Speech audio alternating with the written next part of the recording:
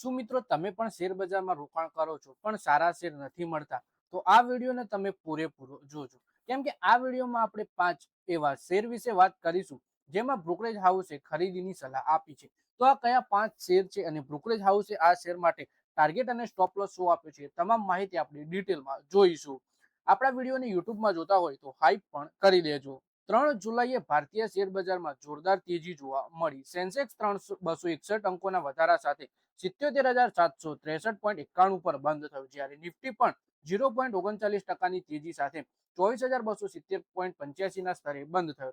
Middle ઈસ્ટના tension ઘટતા અને US ફેડના વ્યાજ દરો વધારવાની અપેક્ષા ઓછી થતા બજારમાં સકારાત્મક માહોલ છે. યુએસ ફેડના વ્યાજ દરો ઓછા થવાથી રોકાણકારો ભારત જેવા ઉભરતા બજારોમાં વધુ પૈસા રોકે છે, જેનાથી વિદેશી રોકાણ વધે છે અને ભારતીય શેર બજાર વધુ મજબૂત બને છે.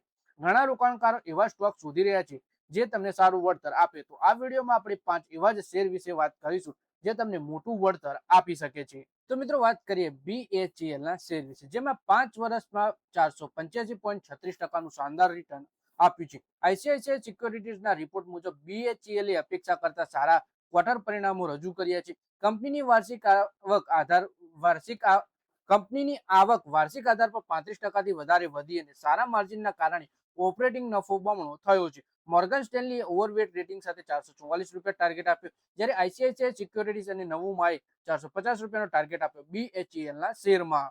પછી મિત્રો શેર છે ઉજ્જીવન સ્મોલ ફાઇનાન્સ બેંકનો. આ બેંકના શેરે છેલ્લા 5 વર્ષમાં 95.76% વળતર આપ્યું છે. એક્સિસ સિક્યોરિટીઝે 63 રૂપિયાનો ટાર્ગેટ આપ્યો છે, જે વર્તમાન લેવલથી લગભગ 23% તેજી દર્શાવે છે. મેનેજમેન્ટને આશા છે કે નાણાકીય વર્ષ 2026ના બીજા 6 મહિનામાં ક્રેડિટ કોસ્ટમાં ઘટાડો થશે. પછી મિત્રો શેર છે એનએલસી ઇન્ડિયાનો. છેલ્લા 5 વર્ષમાં 420.43%નો નફો આપ્યો છે. કંપનીએ તેલંગાણાના પાર્થવપુરમાં વેનેડિયમ ટાઇટેનિયમ એલ્યુમિનિયમ લેક્ટ્રાઇટ બ્લોક જીતીને રોકાણકારોનું ધ્યાન ખેંચ્યું છે.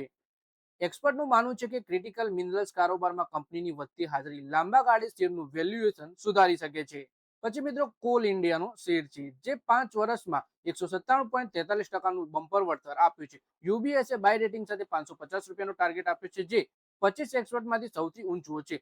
આ માર્કેટ નિષ્ણાત સિદ્ધાર્થ મૌર્યનું કહેવું છે કે બધા શેરોમાં એક જેવી સ્ટ્રેટેજી અપનાવવાના બદલે પસંદગીના શેરો ઉપર ધ્યાન આપવું વધુ સારું રહેશે. તેના મતે મોટા private bank, capital goods, telecom, infrastructure, પસંદગીના મેટલ, સ્પેશિયાલિટી કેમિકલ અને રિન્યુએબલ એનર્જી સાથે જોડાયેલા શેર વધુ સારું પ્રદર્શન કરી શકે છે. તેમણે એ પણ સલાહ આપી કે રોકાણકારોએ માત્ર તેજી જોઈને જ રોકાણ ન કરવું જોઈએ. એવા શેર પસંદ કરો જેમની કમાણીની સંભાવના મજબૂત હોય, ઓર્ડર બુક સારી હોય અને સેક્ટરનું ભવિષ્ય સકારાત્મક દેખાઈ રહ્યું હોય. બજારમાં ઉતાર ચઢાવના કારણે જોતા સ્ટોપ લોસનો ઉપયોગ અચૂક કરવો અને ઘટાડો આવે ત્યારે ફક્ત મજબૂત ફંડામેન્ટલ વાળી કંપનીઓમાં જ રોકાણ કરવાનો વિચાર કરવો. તો મિત્રો આ વિડીયોમાં આપણે એવા શેર વિશે વાત કરી જેમાં એક્સપર્ટે રિપોર્ટ બહાર પાડ્યો છે અને ખરીદીની સલાહ આપી છે.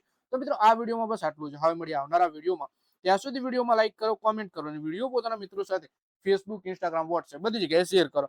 શેર બજારની આવી જ માહિતી ગુજરાતીમાં જોવા માટે તમે ચેનલને સબસ્ક્રાઇબ કરી ઘંટડી દબાવી દેજો અને આપણા ફેસબુક પેજને પણ ફોલો કરી લેજો.